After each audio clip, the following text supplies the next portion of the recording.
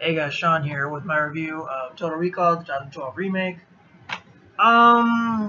So what's this movie about?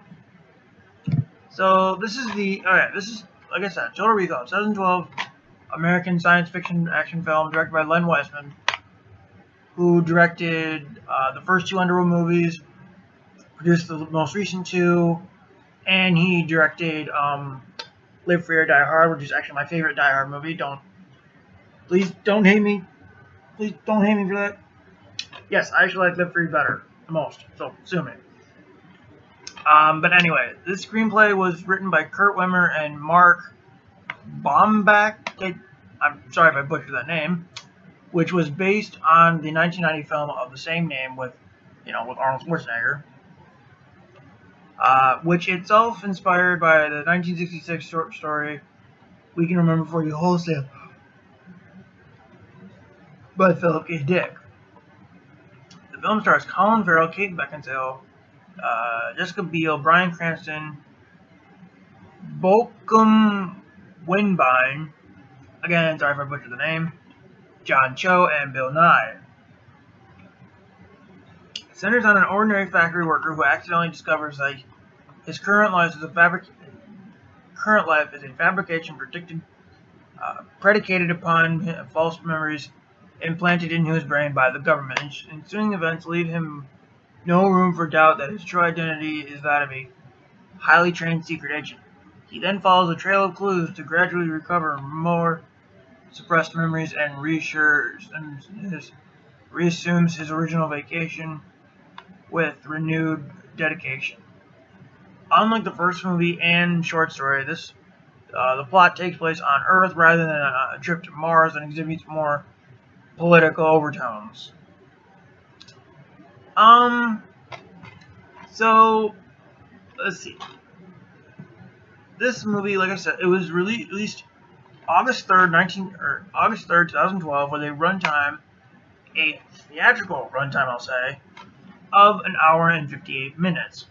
Whereas there's also an extended director's cut, which I watched for the first time a few hours ago. I've seen this theatrical version many times, but I just watched the director's cut a few hours ago. I had to find it online. I know, very bad of me, sue me. But, Columbia Pictures kind of left me no choice, because if you guys have been following my channel, I don't own a Blu-ray player. So, being this is the only version I had to find the director's cut online. So, I know, very bad of me, but sue me. But the director's cut is basically, I think 210. So it adds like 20 minutes back into the movie, I think. At least 20-25 minutes back in. So yeah, the budget for this movie was $120 million. It made back around $125 million, and it made back $198.5 million. Pretty cool. So basically, essentially, like I said, it's basically about this factory worker who realizes that his life is a lie, and he's basically being hunted down because they want him killed. Because Cohagen, played brilliantly by Bryan Cranston, and Quaid, the factory worker named Doug Quaid, is played by Colin Farrell, who I think also gives a good performance in this movie. Honestly, I think he's better in this than he was in Daredevil. And I liked him in Daredevil, I'm just saying. Let's see. I was just reading something online, sorry. But yeah, where was I going? Oh, yeah. Factory worker discovers he has these implanted memories, and the Chancellor, played by Bryan Cranston, for reasons, wants to kill him because he thinks that this guy is a threat to his utopia, I guess, or whatever. So yeah, I actually really like this movie. I think it's a lot of fun. It's a great film. The actors are great in their roles. Now I want to talk a little bit about the extended cut that I watched. in the extended cut, we do get kind of a cameo, if you will, from Ethan Hawke, who apparently plays the original, we'll say the original Carl Hauser. Because in the extended cut, there's this, I don't want to say, there's this sort of subplot about how not only were Quaid's memories altered, or Hauser's memories, how he got the fake memories, like his memory was erased, but also he had kind of plastic surgery to turn him into Colin Farrell, which I understand what they were trying. I think I understand what they were trying to do something different from the original movie, but it just didn't seem right to me. It just felt a little off, basically. And also the opening scene, the dream scene, if you will, where Quaid is in this lab running from these bad people with Melina and etc. Or Jessica Biel. That actually, according to Biel, was actually supposed to be shot with Ethan Hawke. But she also said that the reason why they never shot that scene was because then they figured the audience would be a little confused as to why Biel's character has such romantic attachment to Farrell when these two had never shared a scene together. So they basically had that opening scene shot with Farrell, and that's how it is in the director's cut. But yet, when they talk about, okay, in the movie, in the beginning, when Farrell's getting ready for work and he's seeing the news on the TV, and they talk about how they think that Carl Hauser is part of the bombing, or whatever, they actually show a picture of Colin Farrell, or not Colin Farrell, but a picture of Ethan Hawke that says Carl Hauser on it. And then later in the movie, when Quaid is at his old apartment where he's playing the piano, in the theatrical cut, Colin Farrell's basically just talking to himself, essentially.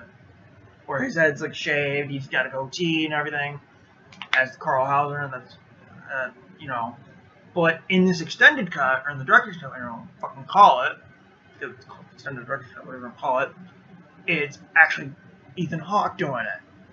Which, okay, I understand, and even some of the dialogue throughout the movie is adjusted to incorporate this plot point.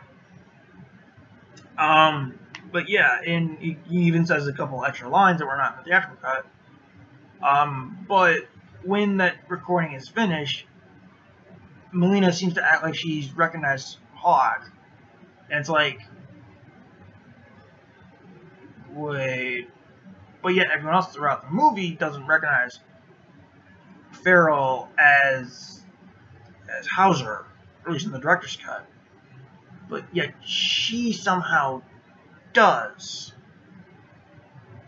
Even when after the recording, Quaid says, "I'm supposed to believe this," what Hawke basically told him. Hawke Hauser basically told him. And Biel, as Melina says, it's true, meaning she kind of knows Hawke. We'll call him Hawke. Ethan Hauser, or Hawke Hauser, we'll call him that. So it's kind of implying that she recognizes Ethan Hawke as Hauser. But it's really confusing. I think had they just taken out that whole subplot of the face transplant thingy, and then there's also even the recording where we see Quaid captured by the people before he has his memory wiped.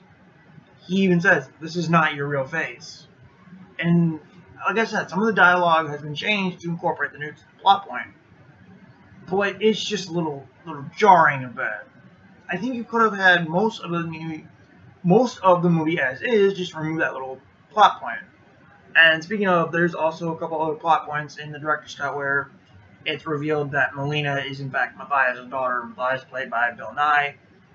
Great performance, but a little wasted, because he only has a minor role, like a cameo basically. But it's revealed that she is the daughter of Matthias. And so, I can understand why they cut that, because there's no bearing on the plot. Same with, with the face transplant thing, had no bearing on the plot, and also the confusing the audience part kind of thing. But honestly, what?